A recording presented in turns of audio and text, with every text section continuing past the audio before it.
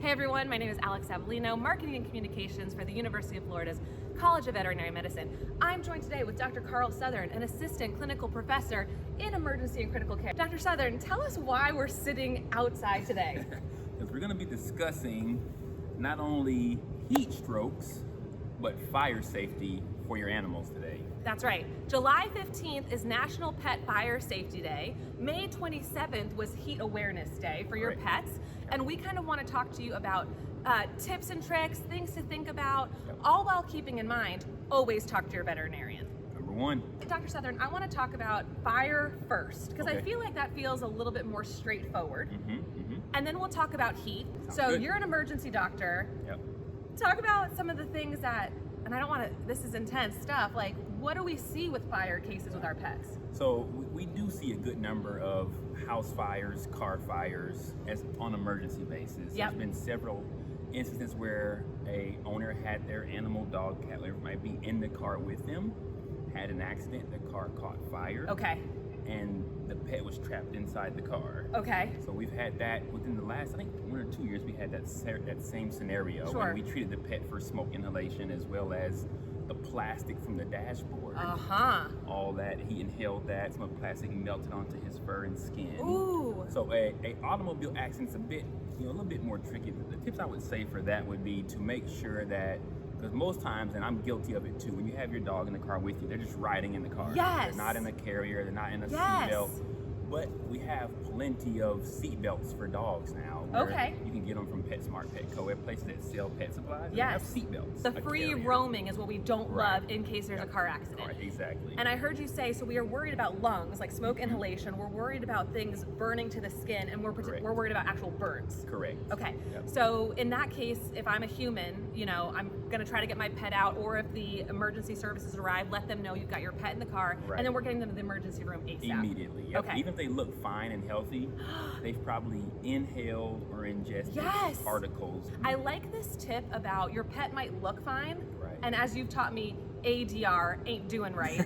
So if your pet, maybe they look fine, but then all of a sudden they ain't doing right, maybe no matter what, if you're in that vehicle accident, you get that pet to the vet too. Have them checked out immediately, just at least a physical exam only. Love this. So that's for if there's a car fire. House fire, are we thinking same issues? House fire is very similar, except the biggest tip that I would say for a house fire is almost all of the fire departments, you go to the firehouse, you can get the little stickers for your refrigerator that says, I have 2 dogs here, there's 3 cats in the house. It lets the emergency professionals know that yes, there's dogs here and how many. Do you think, just as an adult who has pets, having with the fire safety plan you have for your family, including the pets in that fire safety plan? You have to include your animals in your fire safety plan. You have to. And what could that look like? Does that look like having the carriers ready to go to get them in there? Does it look like, okay, you're grabbing this animal, I'm grabbing this animal? That's what it looks like, is having a plan. We gotta have a plan. If you are woken up to smoke alarms or smelling smoke, the plan's already set that, Mom, you're getting the dogs, I'm getting the children, whatever the plan might be, you have roles already set. And so it's not a scramble. Is there anything else we're thinking about for pet fire safety? I would say a lot of times too, people forget that the dogs especially, and even cats, they're gonna make their way out of the home too. They're going, because they know something's wrong. They're aware that smoke is there. They might try and alert you, which they will. The barking, the whining, the crying are gonna alert you, but once they find their exit out, they're gonna get out too. So you might have to keep that in mind, that your animal might already be out of the house. So how do you, so here what I'm hearing you saying, one, maybe microchip your pet, because if they're out, then you can find them. But there might be that piece of I don't know if they're out or not. And I think that's the best part of that, because you'll never know unless you have them with you. But if you have those stickers that say, okay, I have 2 dogs and 1 cat, and someone has a dog already out the house, and there's only 1 more left in the house, they're not looking for 2 dogs. You're so right, because they have one. Well, we're about 5 or so minutes into this talk, and I think we're feeling the heat. We're feeling the heat. So talk to me about heat awareness with your pets. What kinds of things do we see in the emergency room? So, I guess the biggest thing, and I wouldn't say the biggest thing, one of the most important things is people forget how hot it gets quickly. You got to get out, got to get in the grocery store, have your dog with you. I'm just gonna crack the windows. It's not enough. It's not enough. It's not enough.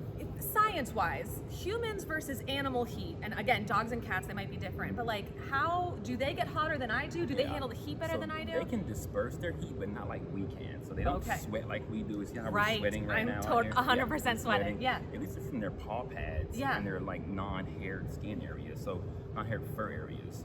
Really, it's from their paw pads, some of their ears. Oh, well, that's it. The rest of them are fur. Right, they're fur. Unless you got that Sphinx cat, they're They're not sweating. Okay. Yeah, so it's harder for them to dissipate their heat like we can. So they don't sweat. They get hotter quicker. Okay. And that takes into play. So they are already. You see a dog in the car with AC, he's still panting already. He's just panting. So I'm already hot. They're hot. Yep. I like to turn the AC off when I leave the house because I'm trying to save on that bill because it's 300 degrees out here. We're not going to recommend that, right? The AC needs to be on for her. It should definitely be on. Okay, do we have a number that we'd like to keep it Oh man, it's going to vary. Okay. So if you talk to my wife, it'll be, 78 is cool. Right, for me, that's me. I like it hot, but I'm like, how does the cat feel? Right, and 78 degrees is fine. Okay. Like for a cat, 78 would be just fine. Any animal, 78 would be fine. Would they give us signs if they're in the house and they're too hot? Oh yeah, for sure. Okay. They're gonna what could those signs be? All your typical things are gonna be like they're gonna be panting. Yep. The cat's gonna be open mouth breathing. They're trying to dissipate that heat. Okay. They're gonna be breathing a lot faster. Sure. So heavier, faster breathing. Yep. And your dogs will find cooler areas to lay on. Like so the tile. Yeah, they're looking for the tile. Okay. They're looking for areas where they can lay out and stretch out to try and cool themselves off. So we should be aware if we're seeing those signs, my pet might be a little bit hot. When do we know it's time to take them to the ER? Yeah. So the biggest time you see is when people always wait till they collapse. So you've missed a couple steps there. The biggest things are when you're calling them, they're not really coming. You see them, they're laying out on that cool area. They're panting. Yep. They can't seem to calm down. So they're like, panting nonstop. So take them then. Take them before they collapse. Before they collapse. Okay. Yeah, I mean, I feel like it's hard as an owner to kind of know, like, oh, should I or shouldn't I? And there is that added expense of taking them to the emergency room, but there's a lot we can do before that, and that would be helpful. Is there anything then, maybe like I'm at step 1, they're starting to pant. If I can't get that AC down, am I wrapping them in cool towels? What am I doing? Yeah. So I would say this, like if let's say your AC just goes out. That's what happens sometimes. Your AC goes out. Power out. Yep. Ooh, I kind of hate this. Okay, go ahead. Yeah. Your AC goes out. The best thing to do is to just try and relocate that animal. Yeah. Like send it to a friend's house, send it somewhere else. Okay. Because we also should do the same, but maybe we can't. Yeah. For whatever the reason might be. But if you can get the animal to a friend just for until, for a couple hours or until you're able to get your AC fixed, because you might go to work. Totally, and then the AC goes out. AC's out. Hurricane season. By hurricanes. 3 days we could be without power. Right. So if we first goal would be relocate. If we can't relocate, then if your power is still on, you can use fans. Okay. It's like you have a box fan. Sure. You have a ceiling fan. Yep. If you have more access to water, so instead of just that one small bowl of water, more water. A couple bowls Love of that. water. Okay. And then if you're having to actively cool your pets, like add water to them, put ice on them, you probably need to have them checked out. Okay. So that's a little bit next more level. Than, take them in. Right.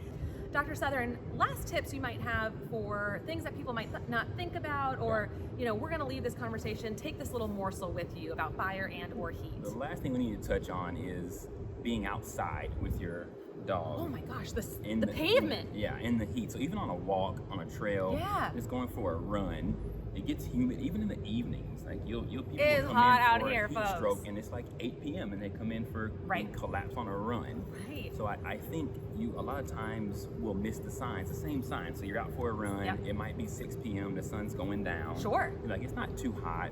It's like 85, but with 90% humidity. So it's extremely humid.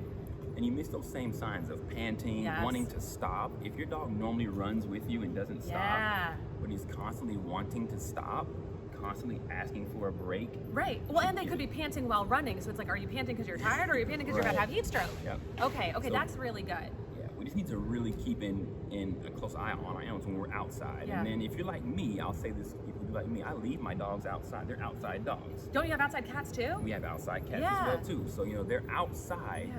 But they have a covered area, sure. So they're not just baking in the sun. Gotta give them that chance. And they're gonna seek it out. They're gonna seek it out. They're not wild and have like rabies and they're just baking in the sun. They don't want to do that. They want the cool, relief. shaded areas. Yeah. If you're able to, something that's lifted off the ground. So we have either a patio chair or something like that. Or like a pallet. Yep. Okay. They can just climb on and get off the ground. Okay. It's more ventilation. Yeah. So if you got indoor versus outdoor, different things you can do to help them not suffer in this 300-degree heat. Literally smoking out. Yeah. Well, Dr. Southern, I'm not gonna make you sit out here on this literal fire bench. Thank you so much for talking to us about how to keep our pets safe, how to help them avoid seeing you. Yes. But if they need to, you're ready to go. I'm ready to help them with that. Either the smoke, the heat, whatever they need. We want to get them before they collapse. We want to take care of them. We want to be proactive. Thanks so much for taking care of our guys in the summertime. Hey, we're here and you're very welcome. Let us know if you need anything else. Thanks, everyone. Go Gators.